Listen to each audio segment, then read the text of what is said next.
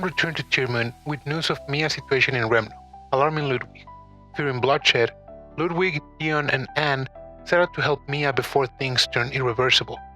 Meanwhile, Mia and Sion continued their journey after the carriage attack, learning that the king had deployed the terrifying Diamond Legion to suppress the rebellion. Sion worried about the massacre, but Mia remained oddly calm, raising Sion's concern. Behind the scenes, Graham, the mastermind trying to collapse the kingdom of Remno, panicked when Mia's influence ruined their long-term plans and forced him to accelerate everything. He kidnapped Count Donovan and stirred up the people, but the rebellion advanced too smoothly, leaving Graham with the chilling suspicion that he was no longer in control of the situation.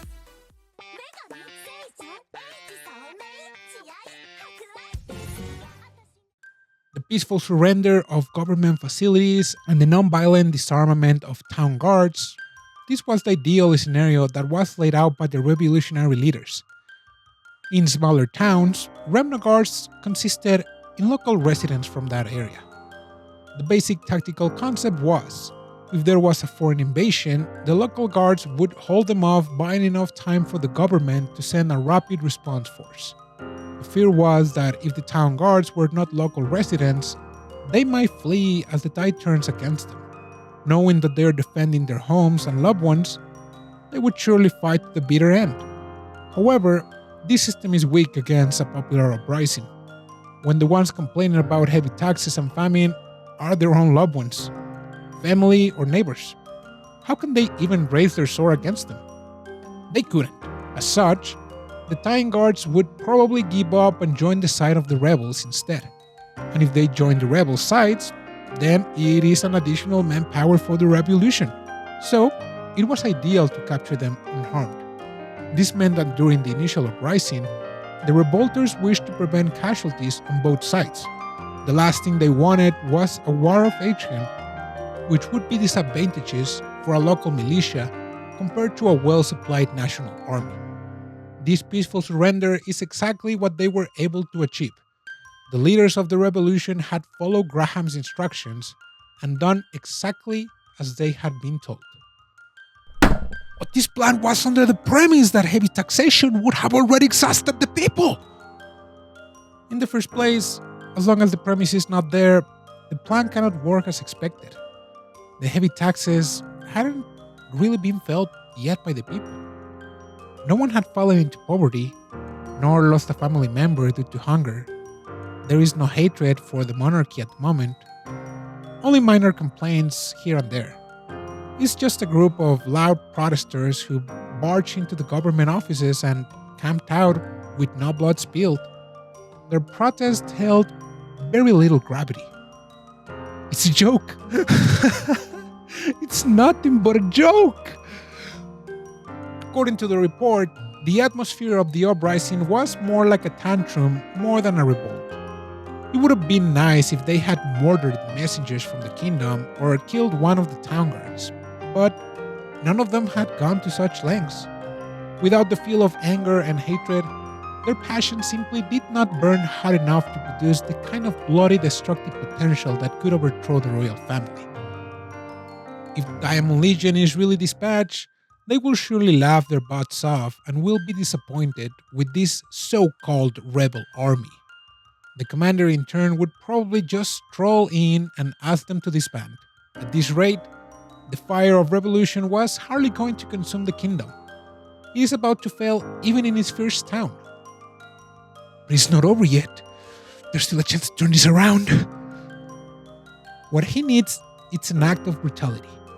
Pure distilled violence against the rebel army that the general populace would grow in hatred and outrage against the government. Thinking about this led him to remember the events that unfolded in Silence Forest. It was there that a miracle was performed by the wisdom of the Empire, Mia Luna Tearmoon. The dispatch captain of the Centuria was experienced, so he was abstaining from violence. Then, Princess Mia arrived at the scene and forced the army to retreat, which diffused the tensions. In addition, in an act of courage that was not normal for a girl, she marched to Lulu village with a single score to have a face-to-face negotiation with the chieftain. And after that lies the real miracle. She was able to make everyone happy. Nobody was on the losing end. Not the Lulu tribe, not the Viscount, not the Imperial Army, not even the damn Rudolpons! She won't be able to pull something like that again. Graham's primary focus now is to make sure that a battle happens. Anyone losing a family member was not going to be easily swayed with just words of comfort. Once that happens, not even the wisdom of the Empire can't turn back the clock and revert everything to normal. This time, there would be no miracle. This time, he will not make the same mistake. And that's why Graham turned his attention to the Diamond Legion. They have more than enough potential to commit a brutal massacre.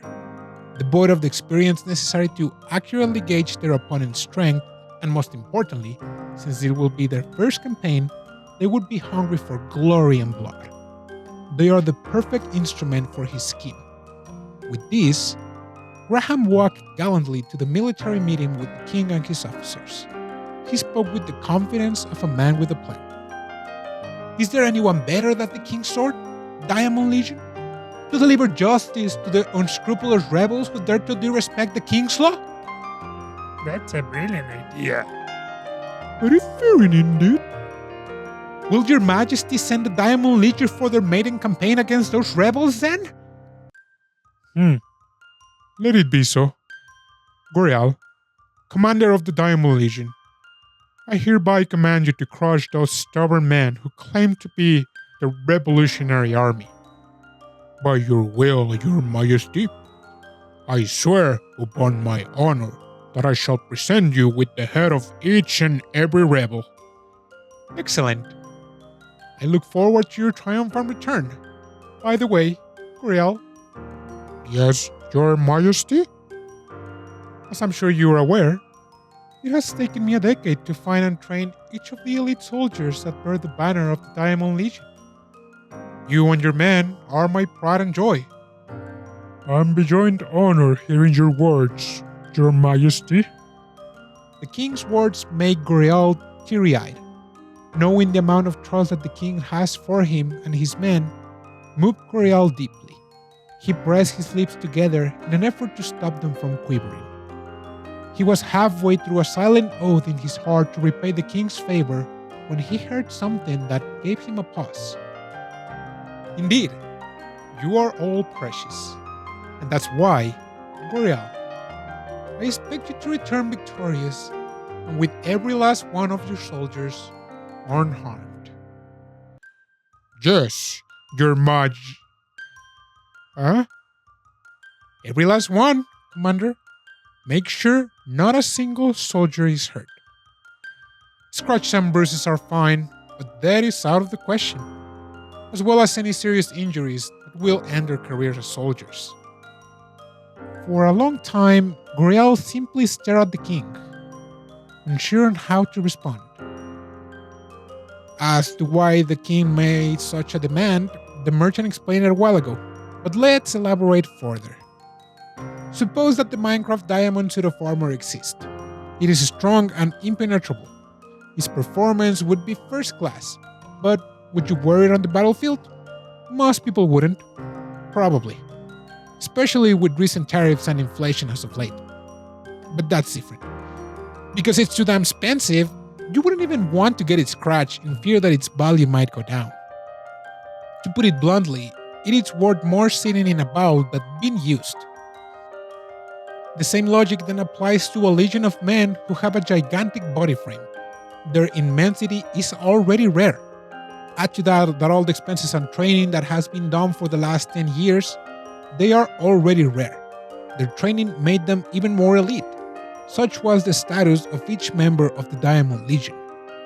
Now that they are sent to suppress a local uprising, the king cannot risk losing even a single soldier whose value is worth their weight in diamonds. Gorial, unfortunately, had to do his best to figure out how to defeat all the enemies without damaging the soldiers. He thought and thought, but he could not think of a solution. After all, no such thing as a battle without any injury exists. I get it now. It makes sense as to why the king hesitates to send his precious Diamond Legion to the battle. But for Princess Mia to realize all of this in an instant, she never fails to impress. Sion glanced at Mia with a renewed admiration and awe. Mia was waving to the merchant with a seemingly airheaded smile. There wasn't a glimmer of intelligence in her eyes. If Sion had to describe her current expression, it would be like she's stooped perish the thought. Having come this far on a journey, I have confirmed time and time again that the wise lion hides its claw. But Princess Mia insists on keeping the act.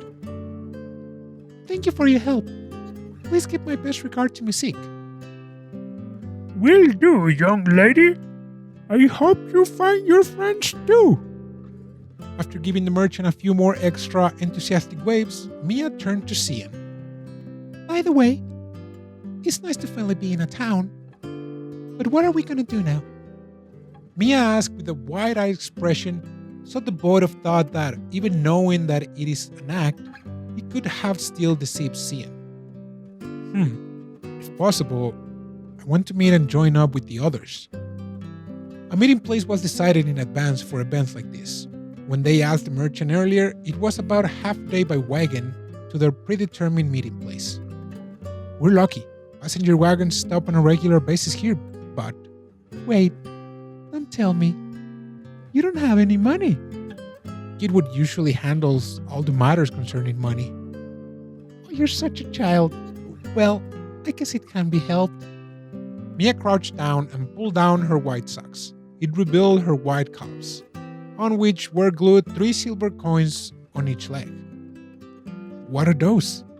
Emergency funds. I tried putting them in my shoes, but it was hard to walk.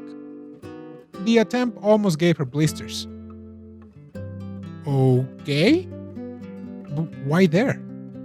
So they're not easily stolen, of course. It was such a Mia-like preparation based on her past experience. Mia, who fell into the hands of the Revolutionary Army on the previous timeline, was robbed of all the jewelry and money she had, even the gold coin bag that she thought was carefully hidden. I don't have anything anymore, I swear. Oh yeah? You little liar. Then jump. I hear them jangling. You liar! Now hand them over. I would have known such a method existed. I mean, it was pretty clever, but still. That smile. That ridiculous smile. Just remembering, it makes me angry. Anyway, that was the last time I would fall for such a trick. I need to put them in a place that won't make a sound. A place that they won't easily check, but it's easily accessible. It has to be inside my socks, right? Okay. The past statement that she was devoid of thought was technically incorrect. She still does use her brain every now and then. To her credit, she has been collecting foreign coins so that she can make a smooth escape if the revolution occurs. Ludwig, bless his heart, thought that Mia had begun investigating foreign currencies to widen her geopolitical knowledge and spent a good few days appreciating her studiousness. He was dead wrong, of course. But the point here is that Mia had the forethought to bring Remno money with her. Actually, I wanted to keep one of these to Musique as a thank you. Mia carefully stroked the silver coins on her palm with the tenderness of a mother caressing her children. Do you think this is enough for a trip? Always ready for anything, huh? That's probably enough, I think. Both of them are, after all, a prince and a princess of 2 of the greatest powers in the world. There is no way that they would know the market price of a wagon ride. In Mia's case, her emergency escape plan involves including Anne and Ludwig as part of the deal, so she didn't bother personally widening her geopolitical knowledge, not even the market price of a simple carriage fare. May I leave the negotiations to you? Yes, please. It would be terribly ungentlemanly of me if I let the lady do everything. That being said, Sion was clearly lacking in confidence. Mia found this rare display of vulnerability surprisingly endearing. Hehe, looks like Mr. Perfect has a lot of things he's not good at. Mia watched Sion's back as he went off to negotiate with the coachman. Then, All of a sudden, she felt a pair of arms pulling her back. Huh? What? The next moment, her mouth and nose were covered with a damp cloth. Mia fluttered her limbs, but immediately after that, a sweet scent drifted from the cloth and her mind began to fog. Hurry up, before the other kid comes back! Even with her addled brain, she could feel being carried away. Not again. This is... Mia! Hey! Stop! Damn it! She felt like she could hear Sion's voice in the distance. Then everything faded into black as Mia lost her consciousness. Mia woke up to the feeling of being shaken. She slowly opened her eyes. Everything seemed hazy. She tried to rub her eyes, but found out that her arms didn't move. It seemed that her hands were tied to her back, and the rope was tied tightly so that it dug into her wrist and made her wince. Unable to rub her eyes, she blinked a few times and looked around. She was in an unfamiliar room. It was quite large, but the floor was dusty. It wasn't enjoyable to lie on. Where am I? Oh, it looks like she's awake. Why am I? Oh, that's right. Someone caught me and... No! Did those assassins get me? For a moment, Mia tensed at the thought, but two boys appeared in front of her. They were a little older than Mia, like 16 or 17 years old. The kind of ordinary boys you see walking around the town. Or maybe not. Hey miss, do you have any money on you? Gold? Silver? And the way you are dressed, you must be the daughter of a merchant. How about some jewelry or other stuff? Those words made her remember the time she was caught by the Revolutionary Army on the previous timeline. They made her jump on the spot and hear the sound of gold coins. Now she was undergoing the same situation. I don't. Ha! Really? Then jump for us. Fine. Watch me. She got up and gave the boy a triumphant smirk before hopping a few times on the spot. Of course, there was no sound. Ha! It's sweet to think that you can fool me with such a trick. Did you really think I would hide important things in places that will make noise? Check the shoes and socks then. Children usually think of hiding there first. What? Mia's perfect idea was easily foiled by a kid. To add insult to injury, her plan was called the first place where children hide it.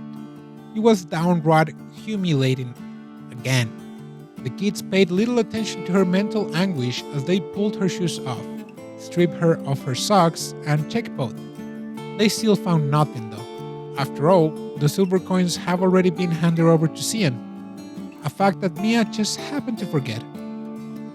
Seriously? Nothing? Well, if you think about it, nobody will let a kid like her keep any money. I told you so! Cheeky girl. Well, we might be able to make money of you if we sell you to a... Ow! Well, you guys having fun making fun of a girl younger than you? Before they knew it, a girl about the same age as the boys was standing behind them. She ran one hand through her shoulder-length hair as she let out an exasperated sigh. In her other hand was a well-worn shoe that had been on her foot before it was employed as a chancla. Linsha, no, we just thought if we scare her a little. The boys' hasty excuse earned each other another smack on the head. Jem's command was to bring that child, right? So, stop wasting time and get on with it already. Get on with what? What? Are you going to carry her all tied up like a sack of potatoes? There should be a wagon out there we can use, so go get ready. There are preparations we have to make before the big moment, and we need manpower. Go check on that side of things too. I get it, but don't let her go away. The boys reluctantly left the place. After seeing them off, Linsha turned to Mia again. So, who are you supposed to be? I'm... Mia instinctively thought about the question, as expected. Even Mia knows that it is bad to talk about her identity. However, when she thought about it calmly, wasn't she in enough danger already? I mean, they did say that they were going to sell me off to the slavers. The thought scared her a little, giving her brain the kick it needed to get its gears spinning. What should I say? She looked down at the floor and mulled over her options. A brief silence ensued. Linsha let out a sigh. Not gonna tell? Whatever, suit yourself. If anything, it will be troublesome if you start babbling now. Then, the girl pulled out a knife out of her bosom. Don't move. Mia's mind went black. She simply gasped at the sharp point of the knife as it neared, rose, and fell. The rope that bound Mia's hand was cut off. Eh? Ah? She held up her hands, closing and opening them in stunned disbelief. She lowered them to find Linsha looking at her. Hey, can you stop this revolution? If you can, please, save my brother. There was a desperation in her voice, almost as if she were appealing to anyone willing to listen. Stop the revolution? Help your brother? What are you talking about? Mia said while rubbing her hands that had just been freed. There's no time. Put on your shoes. We'll walk and talk. Mia did as she was told for the time being. She followed Linsha and they emerged out into a dim back alley. Where are we? This is one of the bases of the underground revolutionaries. It's not safe around here, so stay close to me. Ah, okay. Wait, revolutionaries? By revolutionaries, you don't mean the ones that are causing riots here in Remno, do you? Yes, they are comrades. My brother, he's the one in charge of the revolutionaries. In charge? Eh? Does that mean that your brother is the leader of this revolution? Mia was starting to have second thoughts on following this girl. They talked him into it. He got roped into this whole thing. It's not for him. He just somewhat attacks big when he's at the tavern. There's no way he can lead a revolution. Linsha then proceeded to tell her story. Linsha and her brother were originally nobles, but they had fallen into hard times. Her brother was a student in the royal capital and was forced to go to a rural town with the fall of their house. It was good when they first arrived. Her brother was motivated to work as a craftsman. However, the job proved to be demanding. It didn't take long for him to start complaining about his work. Every day, he ended up exhausted from the hard physical labor. His only solace was complaining at the tavern over a mug of ale. One day, a man approached her older brother. Hey, buddy. I've been listening to you, and it's exactly as you say. At this rate, this country will get worse. What about we do something about it? Why don't you recruit your comrades to join in too? Invited by the sweet words of a very amiable man who called himself Jem, Linsha's brother soon became a central figure with the revolutionaries. He was a naturally talented orator. He gradually built an organization for that purpose. Being his sister, Linsha was viewed as a member of the revolutionaries as well, although she had never made a formal commitment. You can't really call them an organization. It's just a group of people who just whine with too much time in their hands. But everyone is being stirred up by that Gem guy. May I ask a question? Why are you telling me about the internal workings of the revolutionary group? An unnerving smile crept across Linsha's face as she turned toward Mia. This Gem guy said that you were a danger to a revolutionary organization. So, we need to catch you at all costs. I figure out that you have the power to stop the revolution and to disband the organization. right? You greatly overestimate me. What can a child like me possibly do? Oh yeah? You look pretty calm when those boys were harassing you earlier. Even now, you're still calm. That's not how a normal child usually behaves. Lynch was right though. Compared to the Revolutionary Army of the past, or even compared to the time in the Silence Forest, to be honest, the current situation wasn't really that scary for Mia. But the boys earlier and this girl looked like they were normal kids trying to be delinquents. Unlike the soldiers of the last Revolutionary Army, they weren't pressing blades against her neck with bloodshot eyes full of hatred, nor did they excuse the manic, murderous aura of Captain Dion. These kids are just downright cuddly by comparison. Okay, I need to keep this together. These are not my friends. I still need to be cautious.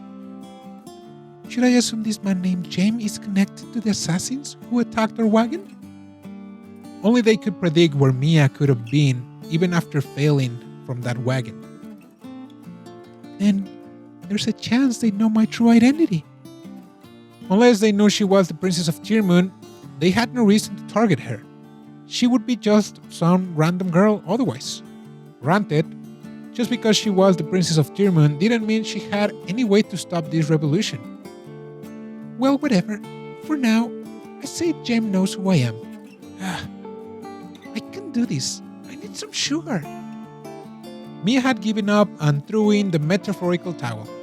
The thinking she had just done, however little it was nonetheless already causing her feeble mind to overheat.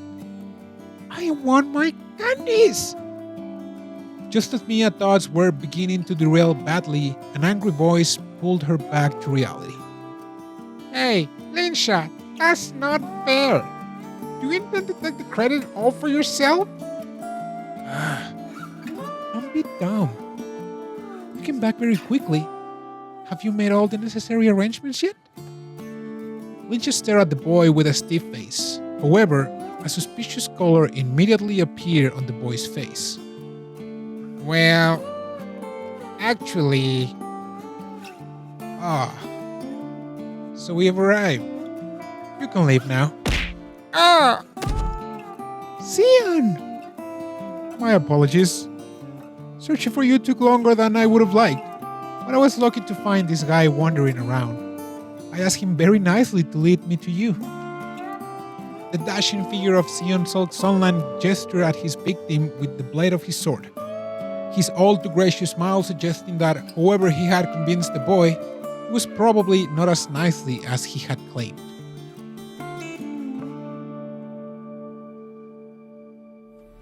This is it for this video. We will continue with the story of the Guillotine Princess in the next episode. It was Marco and Brian from Jobless Weaves. Matane!